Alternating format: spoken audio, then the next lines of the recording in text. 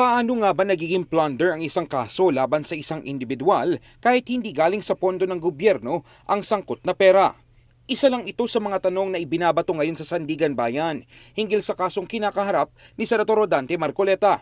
Kaya ang Department of Justice nilinaw kung paano humantong ang lahat ng ito sa pagkakaaresto sa mambabatas. Ayon kay DOJ Undersecretary Nicholas Felix T., hindi limitado sa public funds ang saklaw ng kasong plunder sa ilalim ng Republic Act No. 7080 o Anti-Plunder Law. Aniya, mas mahalaga ang konsepto na tinatawag na ill-gotten wealth na may mas malawak na definisyon sa batas.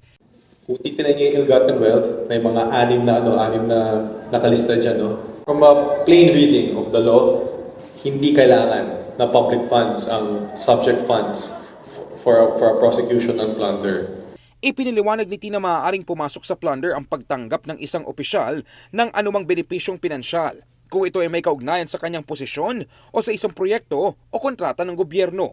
Kung susiriin ng batas, hindi mahalaga kung saan nanggaling ang pera. Ang mas tinitignan na ay kung paano ito nakuha at kung may kinalaman ba ito sa kapangyarihan o tungkulin ng isang public official.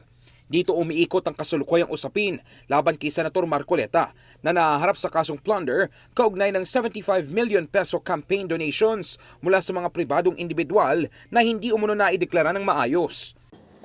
Siguro isang magandang mungkahi or payo na din sa publiko at sa media, yung plunder law, anti-plunder law, napakaikling batas nito. At yung language na ginamit, maganda no? Very, very plain, very easy to understand. Isa yan sa mga batas na kayang-kaya basahin ng kahit sino sa atin. Dahil doon, mas maaalam sila at mas maintindihan nila ang sitwasyon na to.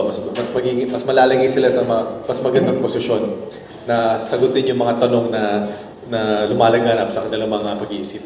Matagal nang kinukwestiyon ang kaso ni Senator Marcoleta, lalo na ang argumento na hindi ito dapat ituring na plunder dahil hindi naman umunugaling sa kaban ng bayan ng pera.